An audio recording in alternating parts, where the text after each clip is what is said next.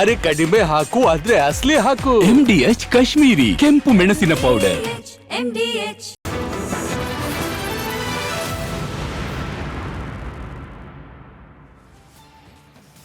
ಶಿವಮೊಗ್ಗದ ಈದ್ಗಾ ಮೈದಾನದಲ್ಲಿ ಬೇಲಿಯನ್ನು ಹಾಕಿ ಸಾರ್ವಜನಿಕರ ಪ್ರವೇಶಕ್ಕೆ ನಿರ್ಬಂಧವನ್ನು ಹೇರಲಾಗಿತ್ತು. ಇದಕ್ಕೆ ಹಿಂದೂ ಕಾರ್ಯಕರ್ತರು ಆಕ್ರೋಶವನ್ನ ಹೊರಹಾಕಿದ್ರು. ಸಾರ್ವಜನಿಕರ ಮೈದಾನದಲ್ಲಿ ಯಾವ ಕಾರಣಕ್ಕೋಸ್ಕರ ಬೇಲಿಯನ್ನು ಹಾಕಿದ್ರಿ, ತೆಗೆಯಬೇಕು ಅಂತೇಳಿ ಸಂಜೆಯವರೆಗೂ ಕೂಡ ಗಡುವನ್ನು ಕೊಟ್ಟಿದ್ರು. ಈಗ ಮೈದಾನದ ಸುತ್ತ ಬಿಗುವಿನ ವಾತಾವರಣ ನಿರ್ಮಾಣ ಆಗಿದೆ. ಬೇಲಿ ತೆರವು ಮಾಡುವಂತೆ ಆಗ್ರಹ ಕೇಳಿ ಬಂದಿತ್ತು.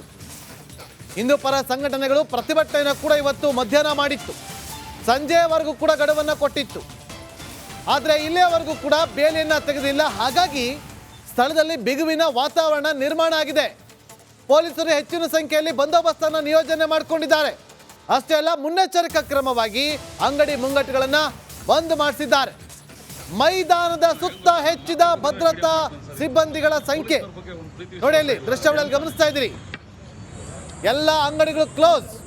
ಯಾವುದೇ ರೀತಿಯಾದಂಥ ಅಹಿತಕರ ಘಟನೆಗಳು ಆಗಬಾರದು ಅನ್ನೋ ಕಾರಣಕ್ಕೋಸ್ಕರ ಮೈದಾನದ ಸುತ್ತಮುತ್ತಲಿನ ಜಾಗದಲ್ಲಿರುವಂಥ ಅಂಗಡಿ ಮುಂಗಟ್ಟುಗಳನ್ನು ಕ್ಲೋಸ್ ಮಾಡಿಸಿದ್ದಾರೆ. ಹೆಚ್ಚಿನ ಜನಸಂದಣಿ ಸೇರಿದಂತೆ ಮುನ್ನೆಚ್ಚರಿಕಾ ಕ್ರಮವನ್ನು ತೆಗೆದುಕೊಂಡಿದ್ದಾರೆ ಪೊಲೀಸರು. ಹೆಜ್ಜೆ ಹೆಜ್ಜೆಗೂ ಕೂಡ ಪೊಲೀಸರ ಬಂದೋಬಸ್ತನ್ನು ಅಲ್ಲಿ ನಿಯೋಜನೆ ಮಾಡಲಾಗಿದೆ. ದೃಶ್ಯಾವಳಿಯಲ್ಲಿ ಗಮನಿಸ್ತಾ ಇದ್ದೀವಿ. ಇವತ್ತು ಮಧ್ಯಾಹ್ನ ಪ್ರತಿಭಟನೆ ಮಾಡಿದ್ರು, ಆ ದೃಶ್ಯವನ್ನು ಕೂಡ ನಿಮಗೆ ತೋರಿಸ್ತೀವಿ. ಇದು ಈ ಕ್ಷಣದ ದೃಶ್ಯಾವಳಿಯನ್ನು ನೀವು ನೋಡ್ತಾ ಇದ್ದೀರಿ. ಈದ್ಗಾ ಮೈದಾನಕ್ಕೆ ಬೇಲಿ ಹಾಕಿದ್ರು, ಸಾರ್ವಜನಿಕರ ಪ್ರವೇಶಕ್ಕೆ ನಿರ್ಬಂಧ ಇತ್ತು. ಇದಕ್ಕೆ ಹಿಂದೂ ಪರ ಸಂಘಟನೆಗಳು ಆಕ್ರೋಶವನ್ನು ಹೊರಹಾಕಿತ್ತು. ಸಾರ್ವಜನಿಕರ ಮೈದಾನಕ್ಕೆ ಯಾವ ಕಾರಣಕ್ಕೋಸ್ಕರ ಬೇಲಿಯನ್ನು ಹಾಕ್ತೀರಿ ಅಂತೇಳಿ ಪ್ರಶ್ನೆಯನ್ನು ಮಾಡಿ ಇವತ್ತು ಮಧ್ಯಾಹ್ನ ಪ್ರತಿಭಟನೆ ಮಾಡಿದರು. ಸಂಜೆವರೆಗೂ ಗಡುವನ್ನು ಕೊಟ್ಟಿದ್ರು ಬೇಲಿಯನ್ನು ತೆರವು ಮಾಡಬೇಕು ಅಂತೇಳಿ. ಆದರೆ ಇಲ್ಲಿಯವರೆಗೂ ಕೂಡ ಬೇಲಿಯನ್ನು ತೆರವು ಮಾಡಿಲ್ಲ. ಹಾಗಾಗಿ ಆ ಮೈದಾನದ ಸುತ್ತಲೂ ಕೂಡ ಪೊಲೀಸ್ ಬಿಗಿ ಬಂದೋಬಸ್ತನ್ನು ಮಾಡಿಕೊಳ್ಳಲಾಗಿದೆ. ನೆಕ್ಸ್ಟ್ ಎಲ್ಲ ಅಂಗಡಿ ಮುಂಗಟ್ಟುಗಳನ್ನು ಕ್ಲೋಸ್ ಮಾಡಲಾಗಿದೆ. ನೋಡಲಿ, ಈದ್ಗಾ ಮೈದಾನಕ್ಕೆ ಬೇಲಿಯನ್ನು ತೆಗಿಬೇಕು ಅಂತೇಳಿ ಮಧ್ಯಾಹ್ನ ಹಿಂದೂ ಪರ ಸಂಘಟನೆಗಳು ಅಲ್ಲಿ ಪ್ರತಿಭಟನೆಯನ್ನು ಮಾಡಿದ್ರು.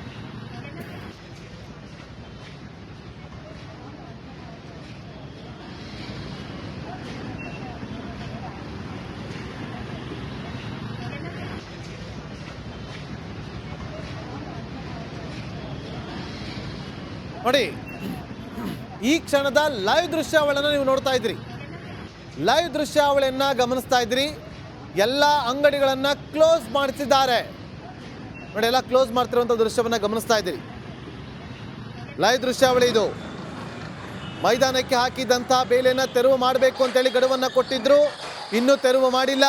ಹಾಗಾಗಿ ಯಾವುದೇ ರೀತಿಯಾದಂಥ ಅಹಿತಕರ ಘಟನೆಗಳು ಆಗಬಾರ್ದು ಅನ್ನೋ ಕಾರಣಕ್ಕೋಸ್ಕರ ಅಲ್ಲೆಲ್ಲವೂ ಕೂಡ ಕಂಟ್ರೋಲ್ ತಗೊಂಡಿದ್ದಾರೆ ಪೊಲೀಸರು. ಸಂಜೆ ಮೇಲೆ ವ್ಯಾಪಾರ ವಹಿವಾಟುಗಳು ನಡೆಯುತ್ತೆ. ವ್ಯಾಪಾರ ವಹಿವಾಟು ನಡೆಯುವಂಥ ಈ ಸಮಯದಲ್ಲಿ ಅಂಗಡಿಗಳನ್ನು ಕ್ಲೋಸ್ ಮಾಡಿಸಿದ್ದಾರೆ ಪೊಲೀಸರು. ಕಾರಣ ಇಷ್ಟೇ, ಏನು ಸಮಸ್ಯೆ ಆಗಬಾರ್ದು ಅನ್ನೋ ಕಾರಣಕ್ಕೋಸ್ಕರ. ಒಂದು ರೀತಿಯಲ್ಲಿ ಬಿಗುವಿನ ವಾತಾವರಣ ನಿರ್ಮಾಣ ಆಗಿದೆ. ಬಿಗುವಿನ ವಾತಾವರಣ ಅಲ್ಲಿ ನಿರ್ಮಾಣ ಆಗಿದೆ. ಅದಕ್ಕೋಸ್ಕರ ಎಲ್ಲ ಅಂಗಡಿಗಳನ್ನು ಕ್ಲೋಸ್ ಮಾಡಿಸಿದ್ದಾರೆ. ಹೆಚ್ಚಿನ ಜನರು ಕೂಡ ಅಲ್ಲಿ ಸೇರಿದಂತೆ ಮುಂಜಾಗ್ರತಾ ಕ್ರಮವನ್ನು ಕೂಡ ತೆಗೆದುಕೊಂಡಿದ್ದಾರೆ. ಮತ್ತೊಂದು ಅಪ್ಡೇಟ್ ಬ್ರೇಕಿಂಗ್ ಲಭ್ಯವಾಗ್ತಾ ಇದೆ. ಮೈದಾನದ ಸುತ್ತಮುತ್ತಲೂ ಕೂಡ ವಾಹನ ಸಂಚಾರಕ್ಕೂ ಕೂಡ ನಿಷೇಧವನ್ನು ಹೇರಲಾಗಿದೆ. ಮೈದಾನದ ಸುತ್ತಲೂ ಕೂಡ ಬ್ಯಾರಿಕೇಡ್ಗಳನ್ನು ಅಳವಡಿಸಲಾಗಿದೆ. ಸ್ಥಳದಲ್ಲಿ SP ಇದ್ದಾರೆ, ಹಿರಿಯ ಪೊಲೀಸ್ ಅಧಿಕಾರಿಗಳು ಕೂಡ ಮೊಕ್ಕಂ ಹೂಡಿದ್ದಾರೆ. ನೋಡಿ, ಲೈವ್ ದೃಶ್ಯಾವಳಿಯನ್ನು ಗಮನಿಸ್ತಾ ಇದ್ರಿ. ಮರದ ದಿಮ್ಮಿಗಳನ್ನು ಹಾಕಿ ಈಗ ನೀವೇನು ನೋಡ್ತಾ ಇದ್ರದ್ದು ಈ ಕ್ಷಣದ ಲೈವ್ ದೃಶ್ಯಾವಳಿ. ಈಗ ತೆರವು ಮಾಡ್ತಾ ಇರುವಂಥ ದೃಶ್ಯವನ್ನು ಗಮನಿಸ್ತಾ ಇದ್ದೀರಿ.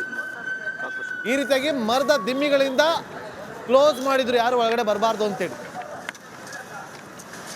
ಈಗ ಅದನ್ನು ತೆರವು ಮಾಡಲಾಗ್ತಾ ಇದೆ. ಪೊಲೀಸ್ ಬಂದೋಬಸ್ತ್ನ ನಡುವೆ ತೆರವು ಮಾಡ್ತಾ ಇರುವಂಥ ಈ ಕ್ಷಣದ ಲೈವ್ ದೃಶ್ಯಾವಳಿಯನ್ನು ನೀವಿಲ್ಲಿ ನೋಡ್ತಾ ಇದ್ದೀರಿ. ಮರದ ದಿಮ್ಮಿಗಳನ್ನು ನೆಟ್ಟು ಮರದ ದಿಮ್ಮಿಗಳಿಂದಲೇ ಅಲ್ಲಿ ಕಂಪ್ಲೀಟ್ ಕ್ಲೋಸ್ ಮಾಡಿದ್ರು. ಸಾರ್ವಜನಿಕರ ಮೈದಾನ ಇದು, ಯಾವ ಕಾರಣಕ್ಕೋಸ್ಕರ ಈ ಥರ ಕ್ಲೋಸ್ ಮಾಡ್ತೀರಿ ಅಂತೇಳಿ ಹಿಂದೂ ಪರ ಸಂಘಟನೆಗಳು ಪ್ರಶ್ನೆಯನ್ನ ಮಾಡಿದ್ರು. ಈಗ ಅದೆಲ್ಲವೂ ಕೂಡ ತೆರವು ಮಾಡ್ತಾ ಇರುವಂಥ ಲೈವ್ ದೃಶ್ಯವನ್ನು ಗಮನಿಸ್ತಾ ಇದ್ದೀರಿ. ಯಾರು ಹಾಕಿದ್ರು ಅವರೇ ತೆರವು ಮಾಡಬೇಕಿತ್ತು, ಆದರೆ ಅದಾಗಿಲ್ಲ. ಈಗ ಪೊಲೀಸ್ ಬಂದೋಬಸ್ತ್ ನಡುವೆ ಅದನ್ನು ತೆರವು ಮಾಡುವಂಥ ಕೆಲಸಗಳಾಗ್ತಾ ಇದೆ. ಒಂದು ರೀತಿಯಲ್ಲಿ ಬಿಗುವಿನ ವಾತಾವರಣ ನಿರ್ಮಾಣ ಆಗಿದೆ. ಯಾವುದೇ ಕಾರಣಕ್ಕೂ ಕೂಡ ನಾವು ತೆಗೆಯೋದಿಲ್ಲ ಅಂತ ಪಟ್ಟು ಹಿಡಿದು ಕೂತಿದ್ರ, ತೆಗಿಲಿಲ್ಲ ಅಂದರೆ ಮುಂದೆ ಏನಾಗುತ್ತೆ ನೀವೇ ಆಲೋಚನೆ ಮಾಡಿ ಅಂತೇಳಿ ಹಿಂದೂ ಪರ ಸಂಘಟನೆಗಳು ಎಚ್ಚರಿಕೆಯನ್ನು ಕೊಟ್ಟಿದ್ದು, ಗಡುವನ್ನು ಕೂಡ ಕೊಟ್ಟಿದ್ರು. ಈಗ ಕೊನೆಗೂ ಅದನ್ನು ತೆರವು ಮಾಡುವಂಥ ಕೆಲಸಗಳಾಗ್ತಾ ಇದೆ. ಪೊಲೀಸ್ ವಾಹನಗಳನ್ನು ಹೊರತುಪಡಿಸಿ, ಪೊಲೀಸ್ ಸಿಬ್ಬಂದಿಗಳು ಅಧಿಕಾರಿಗಳನ್ನು ಹೊರತುಪಡಿಸಿ ಬೇರೆ ಯಾರಿಗೂ ಕೂಡ ಈಗ ಅಲ್ಲಿ ಸದ್ಯಕ್ಕೆ ಪ್ರವೇಶ ಇಲ್ಲ. ವಾಹನಗಳು ಕೂಡ ಓಡಾಡುವಂತಿಲ್ಲ. ಎಲ್ಲವೂ ಕೂಡ ಕ್ಲೋಸ್ ಆಗಿದೆ. ದೃಶ್ಯಾವಳಿ ನೋಡ್ತಾ ಇದ್ದೀರಿ, ಇದು ಲೈವ್ ದೃಶ್ಯಾವಳಿ. ತೆರವು ಮಾಡ್ತಿದ್ದಾರೆ. ಬೇಲಿಗಳನ್ನು ಹಾಕಿ, ಮರದ ಕಟ್ಟಿಗೆಗಳನ್ನು ಹಾಕಿ ಕ್ಲೋಸ್ ಮಾಡಿದ್ದಾರೆ.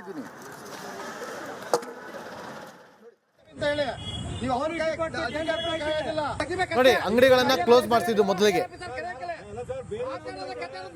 ಸಾಕಷ್ಟು ಗೊಂದಲ ಪರಿಸ್ಥಿತಿ ಉಂಟಾಗಿತ್ತು ಈದ್ಗಾ ಮೈದಾನದ ಮುಂಭಾಗದಲ್ಲಿ. ನೋಡ್ಬೋದು, ಏನು ಸಾಕಷ್ಟು ಪೊಲೀಸ್ ಬಿಗಿ ಬಂದೋಬಸ್ತ್ನಲ್ಲಿ ತೆರವನ್ನಗೊಳಿಸ್ತಿರುವಂಥದ್ದು ಬೇಲಿಯನ್ನು. ಬೇಲಿ ಹಾಕಿರೋ ವಿಚಾರಕ್ಕೆ ಸಂಬಂಧಪಟ್ಟಂತೆ ಹಿಂದೂ ಸಂಘಟನೆಯ ಕಾರ್ಯಕರ್ತರು ಸಾಕಷ್ಟು ಆಕ್ರೋಶವನ್ನು ವ್ಯಕ್ತಪಡಿಸಿದ್ರು. ಅದಾದ ನಂತರದಲ್ಲಿ ಧರಣಿಯನ್ನು ಮಾಡಿದ್ರು, ಪ್ರತಿಭಟನೆಯನ್ನು ಮಾಡಿದ್ರು. ಅದಾದ ನಂತರದಲ್ಲಿ ಆ ಸ್ಥಳಕ್ಕೆ ದೌಡಾಯಿಸಿದ SP ಮಿಥುನ್ ಕುಮಾರ್ ಅವರು ಏನು ಹಿಂದೂ ಕಾರ್ಯಕರ್ತರಿಗೆ ಒಂದು ಗಡುವನ್ನು ನೀಡಿದ್ರು. ಸಂಜೆ 7:30 ವೇಳೆಗೆ ನಾವು ಈ ಬೇಲಿಯನ್ನು ತೆರವುಗೊಳಿಸ್ತೀವಿ ಅನ್ನುವಂಥ ಮಾತನ್ನು ಹೇಳಿದರು. ಹಾಗಾಗಿ ಈಗ ಸಾಕಷ್ಟು ಏನು ಬಿಗಿ ಬಂದೋಬಸ್ತ್ನ ನಡುವೆ ಇದು ಬೇಲಿಯನ್ನು ತೆರವುಗೊಳಿಸ್ತಿರುವಂಥದ್ದು. ಇಡೀ ಏನು ಈ ಪ್ರದೇಶ ಇದೆ ಈದ್ಗಾ ಮೈದಾನದ ಸುತ್ತಲೂ ಪ್ರದೇಶವನ್ನು ಅಂಗಡಿ ಮುಂಗಟ್ಟುಗಳನ್ನು ಬಂದ್ ಮಾಡಿಸಿ ಯಾವುದೇ ಸಂಚಾರವನ್ನು ಇಲ್ಲಿ ಬಿಡದೇನೆ ಈಗ ಸಾಕಷ್ಟು ಬಿಗಿ ಬಂದೋಬಸ್ತ್ನಲ್ಲಿ ತೆರವನ್ನಗೊಳಿಸ್ತಿರುವಂಥದ್ದು ನೋಡ್ಬೋದು. ಸ್ಥಳದಲ್ಲಿ ಪೊಲೀಸ್ನ ಹಿರಿಯ ಅಧಿಕಾರಿಗಳಿದ್ದಾರೆ. ಅಡಿಷನಲ್ SP ಆಗಿರ್ಬೋದು ಅಥವಾ DYSP ಆಗಿರ್ಬೋದು, ಹಿರಿಯ ಅಧಿಕಾರಿಗಳು ಸಾಕಷ್ಟು ಇಲ್ಲಿರುವಂಥದ್ದು. ಯಾವುದೇ ರೀತಿಯ ಅಹಿತಕರ ಘಟನೆಗಳು ನಡೆಯದಂತೆ ಮುನ್ನೆಚ್ಚರಿಕಾ ಕ್ರಮವನ್ನು ವಹಿಸಿಕೊಂಡು ಇಲ್ಲಿ ಅಂಗಡಿ ಮುಂಗಟ್ಟುಗಳನ್ನು ಬಂದ್ ಮಾಡಿರುವಂಥದ್ದು. ಇಡೀ ನಗರ ಏನಿದೆ ಈದ್ಗಾ ಮೈದಾನದ ಸುತ್ತಲೂ ಏನಿರುವಂಥದ್ದು, ಆ ಸುತ್ತಲೂ ಈ ಅಂಗಡಿ ಮುಂಗಟ್ಟುಗಳನ್ನು ಬಂದ್ ಮಾಡಿಸಿ ಆ ಮುನ್ನೆಚ್ಚರಿಕಾ ಕ್ರಮವನ್ನು ವಹಿಸಿಕೊಂಡು ಸಾಕಷ್ಟು ಪೊಲೀಸ್ ಬಿಗಿ ಬಂದೋಬಸ್ತನ್ನು ಸಹ ನಿಯೋಜನೆ ಮಾಡಿರುವಂಥದ್ದು. ಆ ನಿಯೋಜನೆ ಮಾಡಿ ಈ ಭಾಗದಲ್ಲಿ ನೋಡ್ಬೋದು, ಇಡೀ ಈ ಏರಿಯಾದಲ್ಲಿ ಹೋಟೆಲ್ಗಳು ಇರುವಂಥದ್ದು, ಅಂಗಡಿ ಮುಂಗಟ್ಟುಗಳು ಇರುವಂಥದ್ದು ಎಲ್ಲವನ್ನ ಬಂದ್ ಮಾಡಿದ್ದಾರೆ. ಎರಡೂ ಬದಿಯಲ್ಲಿ ಬ್ಯಾರಿಕೇಡ್ಗಳನ್ನು ಹಾಕಿರುವಂಥದ್ದು. ಎರಡೂ ಬದಿಯಲ್ಲಿ ಬ್ಯಾರಿಕೇಡ್ಗಳನ್ನು ಹಾಕಿ ಇಲ್ಲಿ ಯಾರೂ ಸಹ ಒಳಗೆ ಬರದಂತೆ ಎಚ್ಚರಿಕೆಯನ್ನು ವಹಿಸಿರುವಂಥದ್ದು. ಜೊತೆಗೆ ನೋಡ್ಬೋದು, ಈ ಭಾಗದಲ್ಲಿ ಎಲ್ಲಿ ನೋಡಿದರೂ ಪೊಲೀಸ್ ಬಿಗಿ ಬಂದೋಬಸ್ತ್ ಇದೆ. ಹಾಗಾಗಿ ಈಗ ಮಹಾನಗರ ಪಾಲಿಕೆಯ ಅಧಿಕಾರಿಗಳೊಂದಿಗೆ ಜೊತೆಗೆ ಪೊಲೀಸರು ತೆರವನ್ನಗೊಳಿಸ್ತಿರುವಂಥದ್ದು ಸಾಕಷ್ಟು ಈ ಭಾಗದಲ್ಲಿ ನೋಡ್ಬೋದು. ಈ ಕಡೆ ಹೇಗೆ ಪೊಲೀಸ್ ಸಾಕಷ್ಟು ಭದ್ರತೆ ಇದೆ. ಭದ್ರತೆಯೊಂದಿಗೆ ಯಾವುದೇ ರೀತಿ ಅಹಿತಕರ ಘಟನೆಗಳು ಇಲ್ಲಿ ನಡಿಬಾರ್ದಂತ ಹೇಳಿ ಸಾಕಷ್ಟು ಭದ್ರತೆಯೊಂದಿಗೆ ಬೇಲಿಯನ್ನು ತೆರವುಗೊಳಿಸ್ತಿರುವಂಥದ್ದು. ಈ ಬೇಲಿಯಿಂದ ಸಾಕಷ್ಟು ಗೊಂದಲ ಉಂಟಾಗಿತ್ತು. ಹಿಂದೂ ಪರ ಸಂಘಟನೆಯ ಕಾರ್ಯಕರ್ತರು ಸಾಕಷ್ಟು ಆಕ್ರೋಶವನ್ನು ಹೊರಗೆ ಹಾಕಿದ್ರು, ಪ್ರತಿಭಟನೆಯನ್ನು ಮಾಡಿದರು, ಜೊತೆಗೆ ಇಲ್ಲಿ ಧರಣಿಯನ್ನು ಕೂತಿದ್ರು. ಇವೆಲ್ಲ ಘಟನೆಗಳಿಂದಾಗಿ ಪೊಲೀಸರು ಒಂದು ಸಂಜೆ ಗಡುವನ್ನು ಕೊಟ್ಟಿದ್ರು. 7:30 ನಾವು ಇಲ್ಲಿ ತೆರವನ್ನು ಮಾಡ್ತೀವಿ ಅಂತ ಹೇಳಿದರು. ಈಗ ತೆರವನ್ನು ಮಾಡ್ತಿರೋದನ್ನು ನೀವು ನೋಡ್ಬೋದು.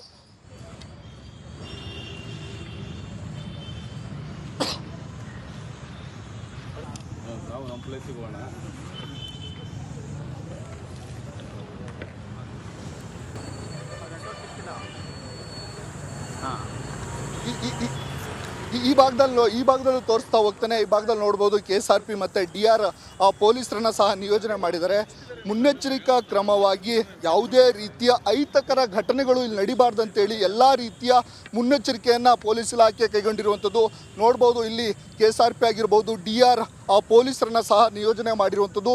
ಜೊತೆಗೆ ಈದ್ಗಾ ಮೈದಾನದ ಸುತ್ತಲೂ ಸಾಕಷ್ಟು ಪೊಲೀಸರನ್ನ ನಿಯೋಜನೆ ಮಾಡಿದ್ದಾರೆ. ಜೊತೆಗೆ ಈ ಭಾಗದಲ್ಲಿ ಏನು ಬ್ಯಾಂಕ್ ಇದ್ದಾವೆ, ಹೋಟೆಲ್ಗಳಿದ್ದಾವೆ, ಅವೆಲ್ಲವನ್ನ ಬಂದ್ ಮಾಡಿ ಯಾರಿಗೂ ಇಲ್ಲಿಗೆ ಬರಲಿಕ್ಕೆ ಅವಕಾಶವನ್ನು ನೀಡಿದೆ ಭಾರಿ ಭದ್ರತೆಯಲ್ಲಿ ಬೇಲಿಯನ್ನು ತೆರವುಗೊಳಿಸ್ತಿರುವಂಥದ್ದು. ಜೊತೆಗೆ ಏನಂದರೆ ಹಿರಿಯ ಅಧಿಕಾರಿಗಳು ಇಲ್ಲಿ ಮೊಕ್ಕಾಮನ್ನು ಹೂಡಿರುವಂಥದ್ದು. ಯಾವುದೇ ರೀತಿಯ ಅಹಿತಕರ ಘಟನೆಗಳು ಇಲ್ಲಿ ಆಗಬಾರ್ದು ಎನ್ನುವಂಥದ್ದು ಪೊಲೀಸರ ಮುಖ್ಯ ಉದ್ದೇಶ ಆಗಿದೆ. ಏನಕ್ಕಂದರೆ ಶಿವಮೊಗ್ಗ ಮೊದಲನೇ ಸೂಕ್ಷ್ಮ ಜಿಲ್ಲೆ. ಈ ರೀತಿಯ ವಿಷಯಗಳಲ್ಲಿ ಸಾಕಷ್ಟು ಸೂಕ್ಷ್ಮವನ್ನು ಹೊಂದಿರುತ್ತೆ. ಹಾಗಾಗಿ ಈ ಥರದ ಘಟನೆಗಳು ಆದಾಗ ಸಾಕಷ್ಟು ಪೊಲೀಸ್ ಇಲಾಖೆ ಸಹ ಏನು ಮುನ್ನೆಚ್ಚರಿಕಾ ಕ್ರಮವನ್ನು ಕೈಗೊಂಡಿರುವಂಥದ್ದು ನೋಡ್ಬೋದು. ಈಗ ಬೇಲಿ ತೆರವುಗೊಂಡಿರುವಂಥದ್ದು, ಆದಷ್ಟು ಬೇಲಿಯನ್ನು ತೆರವುಗೊಳಿಸಿದ್ದಾರೆ. ಪೊಲೀಸ್ ಭದ್ರತೆಯಲ್ಲಿ ತೆರವನ್ನಗೊಳಿಸಿ ಈಗ ಈ ಬೇಲಿಯ ಗೂಟಗಳಿದ್ದಾವೆ ಅವನ್ನ ಆ ವಾಹನದಲ್ಲಿ ಏರ್ಕೊಂಡು ಹೋಗುವಂಥ ವ್ಯವಸ್ಥೆನ ಸಹ ಮಾಡ್ತಿರುವಂಥದ್ದು ನೋಡ್ಬೋದು. ಹೇಗೆ ಈ ಬೇಲಿಯನ್ನು ಹಾಕಿದ್ರು, ಆ ಬೇಲಿಯನ್ನು ತೆರವುಗೊಳಿಸುವಂಥ ಕೆಲಸವನ್ನು ಸಹ ಮಾಡ್ತಿರುವಂಥದ್ದು.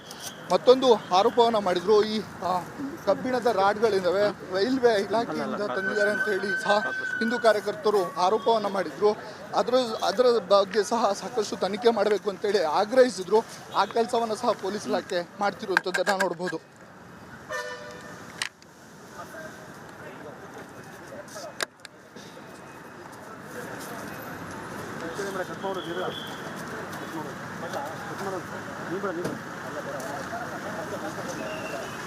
ನೋಡಿ, ಪೊಲೀಸರು ಇವತ್ತು ಸಂಜೆ 7:30ವರೆಗೂ ಕೂಡ ಗಡುವನ್ನು ಕೊಟ್ಟಿದ್ದರು. ನೋಡಿ, ಅದನ್ನೆಲ್ಲವನ್ನು ಕೂಡ ರಿಮೂವ್ ಮಾಡಿಬಿಡಿ, ಇಲ್ಲಾಂದರೆ ನಾವೇ ರಿಮೂವ್ ಮಾಡ್ತೀವಿ ಅಂತೇಳಿ.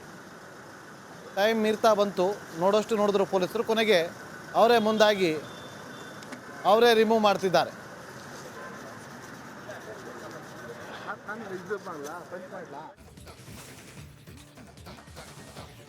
ಡಿ.ಕೆ. ಶಿವಕುಮಾರ್ ಅಧ್ಯಕ್ಷ ಸ್ಥಾನದಿಂದ ಕೆಳಗಿಳಿಯುವ ಟೈಮ್ ಬಂದೇ ಬಿಡ್ತಾ? ಹಾಗೆ ನೋಡಿದ್ರೆ ಕಳೆದ 2 ವರ್ಷಗಳಿಂದಲೂ ಕೂಡ ಡಿ.ಕೆ. ಹಠಾವೋ ಬಗ್ಗೆ ಕಾಂಗ್ರೆಸ್ನಲ್ಲಿ, ಅದರಲ್ಲೂ ಸಿಎಂ ಆಪ್ತ ಬಣದಿಂದ ಒತ್ತಡವೂ ಒತ್ತಡ. ಆದರೆ ಇದಕ್ಕೆ ಕ್ಯಾರ್ ಅನ್ನದ ಡಿ.ಕೆ. ಶಿವಕುಮಾರ್ ಅವರು ಎನ್ನ ನೆಮ್ಮದಿಗೆ ಭಂಗ ಇಲ್ಲ ಅನ್ನೋ ಟೈಪಲ್ಲಿ ಹೊಂಬುತನ ಮೆರೆದವರು ಇದೀಗ ಅಧ್ಯಕ್ಷರಾಗಿ 5 ವರ್ಷ ಪೂರೈಸಿದ ಬೆನ್ನಲ್ಲೇ ಮತ್ತೆ ಜೋರಾಗಿದೆ ಪದಚ್ಯುತಿಯ ಕೂಗು. ಹಾಗೆ ಸಿಎಂ ದಿಲ್ಲಿ ಕಡೆ ಹೊರಟಿದ್ದೆ ಬಂತು ಡಿ.ಕೆ. ಕುರ್ಚಿ ಗಡಗಡ. ಏನು ಅಂತೀರಾ ಈ ಸ್ಟೋರಿ ನೋಡಿ. ಕೆಪಿಸಿಸಿ ಅಧ್ಯಕ್ಷರ ಬದಲಾವಣೆ ಸನ್ನಿಹಿತ. ಸಿಎಂ ದಿಲ್ಲಿ ಟೂರ್ ಬಗ್ಗೆಯೇ ಎಲ್ಲರ ಕಣ್ಣು.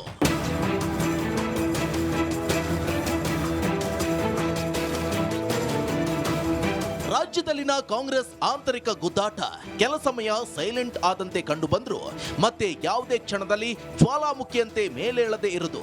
ಕೆಪಿಸಿಸಿ ಅಧ್ಯಕ್ಷ ಸ್ಥಾನದಿಂದ ಡಿ.ಕೆ. ಶಿವಕುಮಾರ್ ಅವರನ್ನ ಕೆಳಗಿಳಿಸಲೇಬೇಕು ಅಂತ ಟೊಂಕ ಕಟ್ಟಿ ನಿಂತ ಸಿಎಂ ಆಪ್ತ ಪಡೆ ಈಗಾಗಲೇ ದಿಲ್ಲಿ ರೌಂಡ್ಸ್ ಹೊಡೆದು ಬಂದ್ರು ಆಗಿಲ್ಲ ಪ್ರಯೋಜನ. ಸಚಿವರಾದ ಸತೀಶ್ ಜಾರಕಿಹೊಳಿ, ಕೆಎನ್ ರಾಜಣ್ಣ, ಪರಮೇಶ್ವರ್ ಹೀಗೆ ಡಿ.ಕೆ. ಶಿವಕುಮಾರ್ ವಿರುದ್ಧ ನಿರ್ಣಾಯಕ ಹೋರಾಟಕ್ಕೆ ಧುಮುಕಿದ್ದು ಕಾಂಗ್ರೆಸ್ ಘಟಾನುಘಟಿಗಳು. ಹೇಗಾದರೂ ಮಾಡಿ ಡಿಕೆಶಿ ಅವರನ್ನ ಕೆಪಿಸಿಸಿ ಗಾದಿಯಿಂದ ಪದಚ್ಯುತಿಗೊಳಿಸಲೇಬೇಕು ಅನ್ನೋದಿಲ್ಲಿ ಈ ಸಚಿವರ ಛಲ. ಆದ್ರೆ ಏನೇನು ವರ್ಕೌಟ್ ಆಗ್ತಾನೆ ಇಲ್ಲ ಅನ್ನೋ ಬೇಸರದ ಮಧ್ಯೆ ಮತ್ತೆ ಈ ಕನಸು ಚಿಗುರೊಡೆಯುವಂತೆ ಮಾಡಿದ್ದು ಆ ಒಂದು ಬೆಳವಣಿಗೆ. ಅದೇನಂದ್ರೆ ಸಿಎಂ ಸಿದ್ದರಾಮಯ್ಯ ದೆಹಲಿ ಪ್ರವಾಸ. ಹಾಗೆ ನೋಡಿದ್ರೆ ಬಹಳ ದಿನಗಳ ಬಳಿಕ ಸಿದ್ದರಾಮಯ್ಯ ದೆಹಲಿಯತ್ತ ಮುಖ ಮಾಡ್ತಿದ್ದಾರೆ ಅಂದ್ರೆ ಇದು ಸುಖ ಸುಮ್ಮನೆ ಪಿಕ್ನಿಕ್ ಅಂತೂ ಅಲ್ವೇ ಅಲ್ಲ. ದೆಹಲಿಯಲ್ಲಿ ಕಾಂಗ್ರೆಸ್ ಹೈಕಮಾಂಡ್ನ ನಾಯಕರನ್ನ ಭೇಟಿಯಾಗೋದಿಲ್ಲಿ ಸಿದ್ದು ದಿಲ್ಲಿ ಭೇಟಿ ಅಜೆಂಡಾ. ಈ ಟೈಮ್ನಲ್ಲಿ ಸಹಜವಾಗಿ ರಾಜ್ಯದ ಕಾಂಗ್ರೆಸ್ ವಿದ್ಯಮಾನಗಳ ಬಗ್ಗೆ ಹೈ ನಾಯಕರ ಜೊತೆ ಸಿದ್ದು ಚರ್ಚೆ ನಡೆಸದೆ ಏನಿಲ್ಲ. ಅಧಿಕಾರ ಬದಲಾವಣೆ ಬಗ್ಗೆ ಡಿಕೆ ಟೀಮ್ ಪದೇ ಪದೇ ಸೊಲ್ಲೆತ್ತಿದ್ದು ಹೇಗೆ ತಮಗೆ ಹಾಗೂ ಪಕ್ಷಕ್ಕೆ ಮುಜುಗರ ತರ್ತಿದೆ ಅನ್ನೋದನ್ನ ಅಲ್ಲಿ ಎಕ್ಸ್ಪ್ಲೈನ್ ಮಾಡಬಹುದು ಸಿದ್ದು. ಅದರಂತೆಯೇ ಸಿದ್ದರಾಮಯ್ಯ ದಿಲ್ಲಿ ವಿಸಿಟ್ ಹಿಂದಿದೆ ದೂಸರಾ ಪ್ಲಾನ್. ಅದುವೇ ಕೆಪಿಸಿಸಿ ಅಧ್ಯಕ್ಷ ಸ್ಥಾನದಿಂದ ಡಿಕೆ ಶಿವಕುಮಾರ್ ಅವರನ್ನ ಕೆಳಗಿಳಿಸುವುದು. ಪಕ್ಷದಲ್ಲಿನ ಉದಯಪುರ ಅಧಿವೇಶನ ನಿರ್ಣಯದ ಪ್ರಕಾರ ಒಬ್ಬರಿಗೆ ಒಂದೇ ಹುದ್ದೆ ಫಿಕ್ಸ್. ಆದರೆ ಡಿಕೆ ಶಿವಕುಮಾರ್ ಡಿಸಿಎಂ ಹಾಗೂ ಕೆಪಿಸಿಸಿ ಅಧ್ಯಕ್ಷ ಸ್ಥಾನ ಹೀಗೆ 2 ಹುದ್ದೆಗಳಲ್ಲಿ ಕಂಟಿನ್ಯೂ ಆಗಿದ್ದಾರೆ.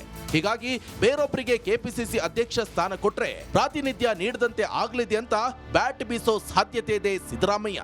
ನಿನ್ನೆ ಅಷ್ಟೇ ಸಿದ್ದು ಆಪ್ತ ಸಚಿವ ದಿನೇಶ್ ಗುಂಡೂರಾವ್ ಸಹ ಕೆಪಿಸಿಸಿ ಅಧ್ಯಕ್ಷ ಸ್ಥಾನ ಶಾಶ್ವತ ಅಲ್ಲ ಅನ್ನೋ ಮೂಲಕ ಡಿಕೆ ಶಿವಕುಮಾರ್ ಪಟ್ಟಕ್ಕೆ ಕುತ್ತು ಬರಬಹುದು ಅನ್ನೋ ಬಗ್ಗೆ ಸೂಚ್ಯವಾಗಿ ಹೇಳಿದ್ದು ಇನ್ನಷ್ಟು ಗಮನ ಸೆಳೆದಿದೆ. ಡಿಕೆ ಶಿವಕುಮಾರ್ ಮೊದಲೇ 5 ವರ್ಷಗಳ ಅಧಿಕಾರ ಪೂರೈಸಿರೋದ್ರಿಂದ ಇತರರಿಗೆ ಅವಕಾಶ ಕೊಡೋ ಬಗ್ಗೆಯೂ ಇಲ್ಲಿ ಬೊಟ್ಟು ಮಾಡ್ತಿದೆ ಸಿಎಂ ಪಾಳೆಯ. ಇಲ್ಲಿ ಸಿದ್ದುಗೆ ಇಲ್ಲಿ ಬೇಸಿಕಲಿ ಗುರಿ ಇರೋದು ಡಿಕೆ ಶಿವಕುಮಾರ್ ರೆಕ್ಕೆ ಪುಕ್ಕ ಕಟ್ ಮಾಡೋ ಬಗ್ಗೆ. ಅಧಿಕಾರ ಹಂಚಿಕೆ ಬಗ್ಗೆ ಪದೇ ಪದೇ ಪ್ರಸ್ತಾಪ ಮೂಲಕ ತಮಗೂ ಕಿರಿಕಿರಿ ತರ್ತಿರೋ ಡಿಕೆ ಶಿವಕುಮಾರ್ ಅಧಿಕಾರಕ್ಕೆ ಕತ್ತರಿ ಪ್ರಯೋಗವಾದ್ರೆ ಪಕ್ಷದಲ್ಲಿನ ಪ್ರಭಾವವೂ ತುಸು ತಗಲಿದೆ. ಇದಾದ್ರೆ ಮುಂದಿನ ದಿನಗಳಲ್ಲಿ ಸಿಎಂ ಸ್ಥಾನಕ್ಕೆ ಡಿಮ್ಯಾಂಡ್ ಇಟ್ರು ವರ್ಕೌಟ್ ಆಗದಂತೆ ತಡೆಯೋಕೆ ಸುಲಭ ಅನ್ನೋದಲ್ಲಿ ಸಿದ್ದು ಟೀಮ್ ಲೆಕ್ಕಾಚಾರ. ಹೀಗಾಗಿ ಈ ಸಲದ ಸಿದ್ದು ಡೆಲ್ಲಿ ಟೂರ್ ಸಖತ್ ಕುತೂಹಲ ಕೆರಳಿಸಿದ್ದು. News desk Republic Kannada. ನೋಡಿ, ಇಲ್ಲಿ ಡಿ.ಕೆ. ಶಿವಕುಮಾರ್ ಅವರು 2 ಹುದ್ದೆಯನ್ನು ಅಲಂಕರಿಸಿದ್ದಾರೆ ಅಂತೇಳಿ ಇವತ್ತು ನೆನ್ನೆಯಿಂದಲ್ಲ ಸಾಕಷ್ಟು ದಿನಗಳಿಂದ ಕಾಂಗ್ರೆಸ್ ಪಾಳದಲ್ಲೇ ಒಂದಷ್ಟು ಟೀಕೆ ಟಿಪ್ಪಣಿಗಳು, ಒಂದಷ್ಟು ಚರ್ಚೆಗಳು ಕೂಡ ನಡೀತಾ ಇತ್ತು.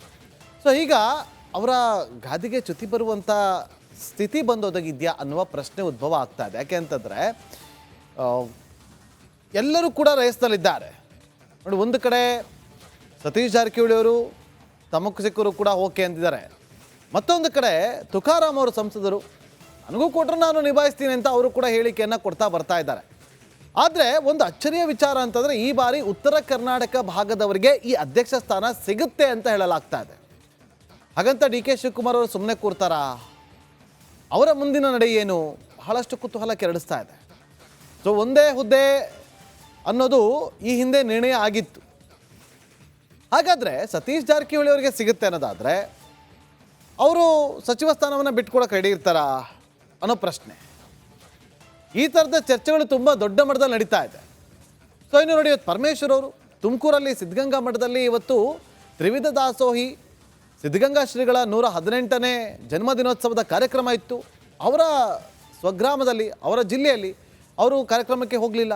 ಎಲ್ಲೋ ಒಂದು ಕಡೆ ಕಾಂಗ್ರೆಸ್ನಲ್ಲಿ ಎಲ್ಲವೂ ಸರಿ ಇದೆ ಅನ್ನೋದು ಮೇಲ್ನೋಟಕ್ಕೆ ಮಾತ್ರ ಗೊತ್ತಾಗ್ತಿದ್ರು, ಯಾವುದೂ ಸರಿ ಇಲ್ಲ ಅನ್ನೋದು ಅವರವರ ನಾಯಕರ ನಡತೆಗಳ ಮೇಲೇ ಗೊತ್ತಾಗ್ತಾ ಇದೆ.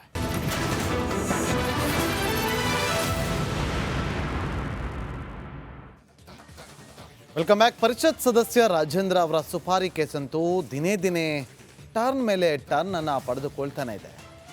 ಇದೀಗ ಇಬ್ಬರನ್ನ ವಶಕ್ಕೆ ಪಡೆದುಕೊಂಡಿರುವಂಥ ಪೊಲೀಸರು ತನಿಖೆಯನ್ನು ತೀವ್ರಗೊಳಿಸಿದ್ದಾರೆ. ಆಗ ಮತ್ತೊಂದು ಕಹಾನಿ ಬಟಾಬಯಲಾಗಿದೆ.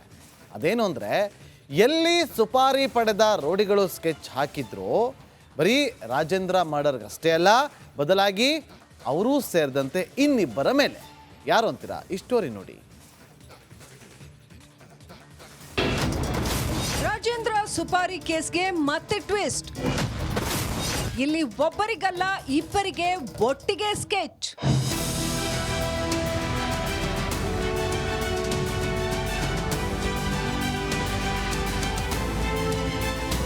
ಅವತ್ತು ಆ ಸುಪಾರಿ ಕಿಲ್ಲರ್ಗಳ ಸ್ಕೆಚ್ ಸಕ್ಸಸ್ ಆಗಿದ್ರೆ MLC ರಾಜೇಂದ್ರ ಒಬ್ಬರೇ ಅಲ್ಲ, ಇಬ್ಬರ ಕಥೆ ಇಷ್ಟರಲ್ಲಿ ಮುಗಿದಿರ್ಬೇಕಿತ್ತೇನೋ. ಯಾಕಂದ್ರೆ ಆ ಟೈಮ್ನಲ್ಲಿ ಸೋಕಾಲ್ಡ್ ಈ ಹಂತಕರು ಟಾರ್ಗೆಟ್ ಇಟ್ಟಿದ್ದು ರಾಜೇಂದ್ರ ಜೊತೆ ಮತ್ತೊಬ್ಬರ ಮೇಲೆ. ಆಗ ಒಟ್ಟೊಟ್ಟಿಗೆ ಇಬ್ಬರನ್ನ ಎತ್ತೋಕೆ ರೆಡಿಯಾಗಿತ್ತು ಆ ನಟೋರಿಯಸ್ ರೌಡಿ ಗ್ಯಾಂಗ್. ಇಲ್ಲಿ ಎಲ್ಲರಿಗೂ ಈವರೆಗೂ ಗೊತ್ತಿದ್ದಂತೆ ಸಹಕಾರ ಸಚಿವ KN ರಾಜಣ್ಣ ಪುತ್ರ ವಿಧಾನ ಪರಿಷತ್ ಸದಸ್ಯ ರಾಜೇಂದ್ರ ಕೊಲ್ಲೋಕೆ 70 ಲಕ್ಷ ರೂಪಾಯಿ ಸುಪಾರಿ ಕೊಟ್ಟ ಸಂಗತಿ ಈಗಾಗಲೇ ಬಯಲಾಗಿದೆ. ಈ ಸಂಬಂಧ ಅದಾಗಲೇ ರೌಡಿ ಸೋಮ ಎಂಬಾತನಿಗೆ 5 ಲಕ್ಷ ರೂಪಾಯಿ ಅಡ್ವಾನ್ಸ್ ಕೊಟ್ಟ ಸಂಗತಿಯು ಲೇಡಿ ಪುಷ್ಪ ಆಡಿಯೋದಲ್ಲಿ ಬಹಿರಂಗವಾಗಿದೆ. ಹಾಗೆ ನೋಡಿದ್ರೆ ಈ ಆಡಿಯೋ ಆಧಾರದ ಮೇಲೆಯೇ ರಾಜೇಂದ್ರ ಪೊಲೀಸ್ಗೆ ತನ್ನ ಹತ್ಯೆಗೆ ಸುಪಾರಿ ಕೊಟ್ಟಿರೋ ಬಗ್ಗೆ ದೂರು ಕೊಟ್ಟಿದ್ದು. ಇದೀಗ ಮತ್ತೊಂದು ಟರ್ನ್ ಪಡೆದುಕೊಂಡಿದೆ ಈ ಸುಪಾರಿ ಎಪಿಸೋಡ್. ಅದುವೇ ಇಲ್ಲಿ ರಾಜೇಂದ್ರ ಮಾತ್ರವಲ್ಲ, ಇನ್ನೊಬ್ಬನನ್ನ ಸಹ ಖಲಾಸ್ ಮಾಡೋಕೆ ಸಿದ್ಧತೆ ನಡೆಸಿತ್ತಂತೆ ಈ ರೌಡಿ ಪಟಾಲಂ. ಪುಷ್ಪ ಹಾಗೂ ಮತ್ತೊಬ್ಬರ ಮಧ್ಯೆ ನಡೆದ ಆಡಿಯೋ ಸಂಭಾಷಣೆ ಲೀಕ್ ಆಗಿದ್ದೇ ತಡ ಅಲರ್ಟ್ ಆದ ಕ್ಯಾತ್ಸಂದ್ರ ಪೊಲೀಸರು ಇಬ್ಬರನ್ನ ವಶಕ್ಕೆ ಪಡೆದಿದ್ದಾರೆ. ಇವರಿಗೆ ರಿವೀಟ್ ಎತ್ತಿದಾಗಲೇ ನೋಡಿ ಓಪನ್ ಆಗಿದ್ದು ಮತ್ತೊಂದು ಮರ್ಡರ್ ಸ್ಕೆಚ್ ಮಿಸ್ಟ್ರಿ. ಅದುವೇ ಮತ್ತೋರ್ವ ರೌಡಿ ಪ್ರೆಸ್ಸಿ ಫಿನಿಶ್ಗೂ ರೂಪಿಸಲಾದ ಬ್ಲೂ ಪ್ರಿಂಟ್. ಇಡೀ ಡೀಲ್ ನ ಫ್ಲಾಶ್ ಬ್ಯಾಕ್ ಅಬ್ಸರ್ವ್ ಮಾಡಿದ್ರೆ 2024ರ ಅಕ್ಟೋಬರ್ನಲ್ಲೇ ರೆಡಿಯಾಗಿತ್ತು ಈ ಇಬ್ಬರ ಸುಪಾರಿ ಲೆಕ್ಕ. ಮೊದಲು ರಾಜೇಂದ್ರ ಮರ್ಡರ್ಗೆ ರೌಡಿ ಸೋಮ ಎಂಬಾತನಿಗೆ ಫಿಕ್ಸ್ ಆಗಿದ್ದು 70 ಲಕ್ಷ ರೂಪಾಯಿಗಳ ಸುಪಾರಿ. ಈ ಡೀಲ್ ಬಗ್ಗೆ ಪ್ರೀ ಡಿಸ್ಕಷನ್ಗಾಗಿ ಭೇಟಿಯಾಗಿದ್ದು ರೋಹಿತ್ ಹಾಗೂ ಮಧುಗಿರಿ ಮಲ್ಲೇಶ್. ನಂತರ ಈ ಇಬ್ಬರನ್ನ ಕರೆಸಿಕೊಂಡ ಸೋಮ ಆಗ ರೆಡಿ ಮಾಡಿದ್ದು ವಿಧಾನ ಪರಿಷತ್ ಸದಸ್ಯ ರಾಜೇಂದ್ರ ಜೊತೆಗೆ ಪ್ರೆಸ್ಸಿ ಹತ್ಯೆಗೈಯೋ ಪ್ಲಾನ್. ಇಲ್ಲಿ ಸೋಮನಿಗೇಕೆ ಪ್ರೆಸ್ಸಿ ಮೇಲೆ ದ್ವೇಷ? ಸೋಮನ ಗುರು ಪೋಲಾರ್ಡ್ ಎಂಬಾತನನ್ನ ಈ ಕೊಲೆ ಮಾಡಿದ್ದು ಈ ಪ್ರೆಸ್ಸಿ. ಹೀಗಾಗಿ ಗುರುವನ್ನ ಮುಗಿಸಿದ ಪ್ರೆಸ್ಸಿಗೆ ಗತಿ ಕಾಣಿಸಲೇಬೇಕು ಅಂತ ಅವತ್ತು ಶಿಷ್ಯಂದಿರೊಟ್ಟಿಗೆ ಶಪಥ ಮಾಡಿದ್ದು ಈ ಸೋಮ. ಅದೇ ಸಮಯಕ್ಕೆ ರಾಜೇಂದ್ರ ಹತ್ಯೆಗೂ ಬಂದಿತ್ತಲ್ಲ ಸುಪಾರಿ, ಜೊತೆಗೆ 5 ಲಕ್ಷ ರೂಪಾಯಿ ಅಡ್ವಾನ್ಸ್. ಹೀಗಾಗಿ ಒಮ್ಮೆಲೆ ಇಬ್ಬರನ್ನ ಎತ್ತೋ ತಂತ್ರ ರೂಪಿಸಿದ್ದು ಸೋಮ ಮತ್ತವನ ಪಡೆ. ಅದರಂತೆ ನವೆಂಬರ್ನಲ್ಲಿ ರಾಜೇಂದ್ರ ಮನೆಗೆ ಭೇಟಿ ಕೊಟ್ಟಿದ್ದು ಈ ಇಬ್ಬರು ಹುಡುಗರು. ಇವರಿಗೆ ಸಾಥ್ ಕೊಟ್ಟಿದ್ದು ಓರ್ವ ಮಹಿಳೆ. ಆಗ ಅದೇಕೋ ಏನೋ ಮಿಸ್ ಆಗಿತ್ತು ಗುರಿ. ಬಳಿಕ ಜನವರಿಯಲ್ಲಿ 2ನೇ ಸಲ ರೆಡಿಯಾಗಿದ್ದು ಮರ್ಡರ್ ಪ್ಲಾನ್. ಆಗ್ಲೂ ಸಕ್ಸಸ್ ಆಗಿರಲಿಲ್ಲ. ಇದನ್ನ ಗುಂಡ ಎಂಬಾತ ತನ್ನ ಲವರ್ ಯಶೋಧ ಬಳಿ ಹೇಳಿಕೊಂಡಿದ್ದ. ಇದನ್ನ ಯಶೋಧ ತನ್ನ ಗೆಳತಿ ಪುಷ್ಪಾ ಬಳಿ ಹಂಚಿಕೊಂಡಿದ್ಲು. ಪುಷ್ಪಾ ಹೋಗಿ ಇದನ್ನ MLC ಆಪ್ತ ರಾಕಿ ಎಂಬಾತನ ಕಿವಿಗೆ ಮುಟ್ಟಿಸಿದ್ಲು. ಇದೇ ನಂತರ MLC ರಾಜೇಂದ್ರ ತನಕ ತಲುಪಿದೆ. ಕೊನೆಗೆ ಇದನ್ನ ಆಧರಿಸಿಯೇ ಸುಪಾರಿ ಬಾಂಬ್ ಸ್ಫೋಟಿಸಿದ್ದು ಪರಿಷತ್ ಸದಸ್ಯ ರಾಜೇಂದ್ರ. ನೋಡಿ ಎಲ್ಲಿಂದ ಎಲ್ಲಿ ತನಕ ಲಿಂಕ್. ಆದ್ರೂ ರಾಜೇಂದ್ರ ಹತ್ಯೆಗೆ ಸುಪಾರಿ ಕೊಟ್ಟಿದ್ದು ಯಾರು ಅನ್ನೋ ಸಂಗತಿ ಮಾತ್ರ ಇನ್ನೂ ನಿಗೂಢ.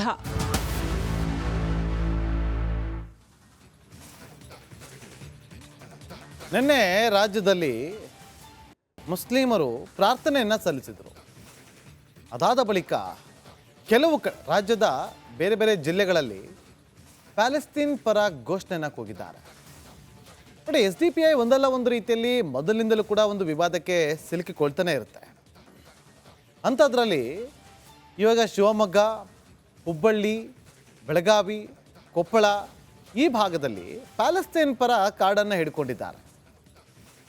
ನಿನ್ನೆ ಪ್ರಾರ್ಥನೆ ಮಾಡಿದ ಬಳಿಕ ಅವರು ಪ್ರದರ್ಶನ ಮಾಡ್ತಾ ಇದ್ದಂಥ ಕಾರ್ಡ್ಗಳನ್ನು ನೋಡ್ತಾ ಇದ್ದೀರಿ, ಪ್ಲಕಾರ್ಡ್ಗಳನ್ನು ನೋಡ್ತಾ ಇದ್ದೀರಿ. ಈಗ ಈ ರೀತಿಯಾಗಿ ಪ್ರದರ್ಶನ ಮಾಡಿದವರ ವಿರುದ್ಧ FIRಗಳು ದಾಖಲಾಗ್ತಾ ಇದೆ. ಕೊಪ್ಪಳದಲ್ಲಿ ದಾಖಲಾಗಿದೆ, ಹುಬ್ಬಳ್ಳಿಯಲ್ಲಿ FIR ದಾಖಲಾಗಿದೆ, ಅಲ್ಲಿ ಇನ್ನೊಂದು ವಿಚಾರವಾಗಿ FIR ದಾಖಲಾಗಿರುವಂಥದ್ದು ದೃಶ್ಯಾವಳಿಯಲ್ಲಿ ಕೂಡ ಗಮನಿಸ್ತಾ ಇದ್ವಿ. ಅದನ್ನು ತೀವ್ರ ವಿರೋಧ ಕೂಡ ಈಗ ವ್ಯಕ್ತವಾಗ್ತದೆ. ಈ ರೀತಿಯಾಗಿ ನಡತೆ ಸರಿಯಲ್ಲ ಅಂತೇಳಿ. ಇದೆಷ್ಟು ಈ ಕ್ಷಣದವರೆಗಿನ ಪ್ರಮುಖ ಸುದ್ದಿ. ನೋಡ್ತಾ ಇರಿ ರಿಪಬ್ಲಿಕ್ ಕನ್ನಡ, ಇದು ನಿಮ್ಮ ಧ್ವನಿ. ಇದರ ಕೆಂಪು ಬಣ್ಣ ಅದ್ಭುತ, ಖಾರ ಕಡಿಮೆ ಆದರೂ ರುಚಿಕರ. MDH ಕಾಶ್ಮೀರಿ. MDH